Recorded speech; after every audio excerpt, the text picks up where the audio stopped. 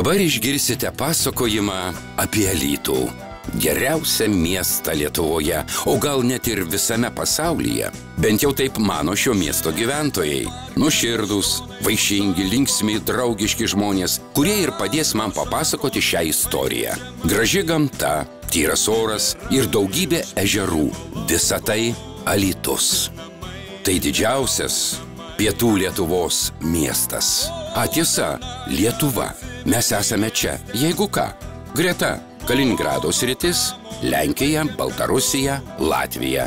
Viskas greta. Esame 3 didelių rinkų sankirtoje. Miestą garsina mašinų ir įrenginių gamyba, siuvimo pramonė, maisto ir gėrimų gamyba, medienos apdorojimas bei baldų gamyba. Mes darom kokybiškus dalykus, nes darom juos su meile. Įrengimus – šaldytuvai, cisternus, valymo įrengimai, Europoje įvertinta putojantį vyną, maisto produktus, namų apyvokus, gaminius, statom namus, tiesiam kelius. Todėl sulaukiam nemažai užsienio investicijų. Na, suprantama, kuo daugiau, tuo geriau. Tačiau didžiausi šiuo metu yra. Na, o štai ir keletas vardų, kurie Alytuje rado savo namus, kuriuos tikriausiai teko girdėti. Jūs klausėte, kodėl šios įmonės pasirinko Alytų? Na, štai kelios svarbiausias priežastys. Alytuje gamybą galima pradėti greičiausiai. Greitas formalumų tvarkymas, tiesioginis kontaktavimas su valdžios institucijomis, kokybiškas paslaugas siūlo Alytuje veikiančios statybos kompanijos. Čia verslas stabilus. Darbuotojai Alytuje lojalūs ir kruopštūs, labai maža darbuotojų kaita. Alytuje veikiančios mokymų bazės leidžia greitai ir kokybiškai parengti reikiamus darbuotojus. Mieste patrauklios gyvenimo ir poilsio sąlygos. Alytus pagal universitetinį arba kolegijos išsilavinimą turinčių asmenų skaičių 1000 gyventojų nusileidžia tik sostiniai Vilniui. Tai kvalifikuoti užsienio kalbas mokantys žmonės. Kitaip tariant, miestas pasiruošęs priimti investuotojus. Štai bendros kainos. Na, kažkur Alytaus mieste. Bet Alytuje dar yra pramonės zonos, pramonės parkas, objektai, apie kuriuos būtina žinoti. Tokių Alytuje 4. Šios zonos nuolat atnaujinamos ir modernizuojamos. Nuo 22 iki 80 hektarų, kuriuose jau įsikūrė daugiau kaip 120 įmonių ir vis dar yra laisvų plotų. Alytuje investuotojų jau laukia ir pramonės parkas. Tai 50 hektarų plotą užimanti teritorija, visas inžinerinių tinklų ir prie zonos vedančių, bei joje esančių kelių iki individualių sklypų kompleksas. Žemės paskirtis – pramoninė komercinė, o sklypų dydis gali būti keičiamas į individualius pageidavimus.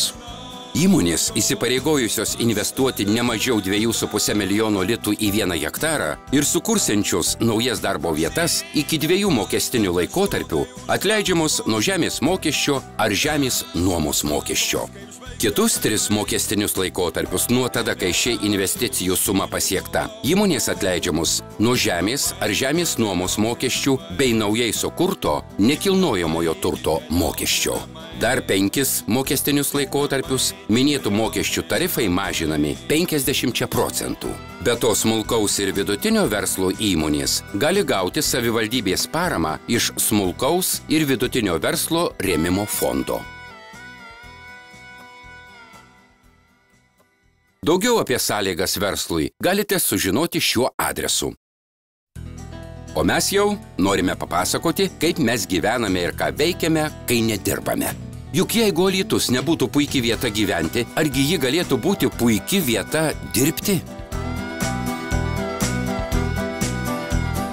Šitai parke kaštonai užaugo, dažlios šakos kaip žvaigždė žemai. Nebėra ir užpylimo lauko, tik namai, dideliausi namai. O tenai ar atsimeni mieste, mudu kamuolį vaikėm kartu. Ten pušynos mėlynė mes dviese, prarimojome šitiek naktų. Ir planavome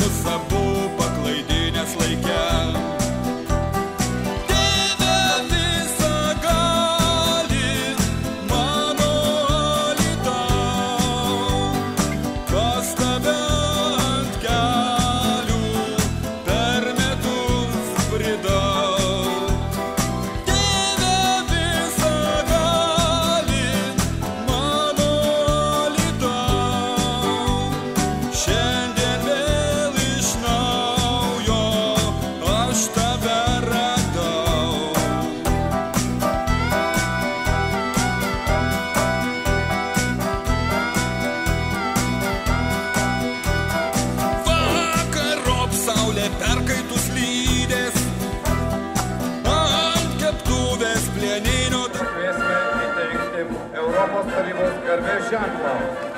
Gaus, vaikštinėjau ūmus prie dailidės ir nostalgiją tyliai sirgau. Išsiveržęs iš Nemuno kilpos, toks bekraštis, kad vos užmatau. Tu vis tiek mano sieloje tilpsi, mielas geras svaigus Alytau. Nes pasaulyje nėra tokio karto, kur saimtų ir perskirtų mus. Aš kasnakt garsiai sukalbu maldą už tave ir už mūsų namus. Tai viskas, ką norėjome papasakoti. Tai buvome mes, Alytaus geriausio miesto pasaulyje gyventojai. Vieną dieną jūs atvažiuosit pas mus ir tuo įsitikinsit. Todėl neatsisveikiname, sakome iki.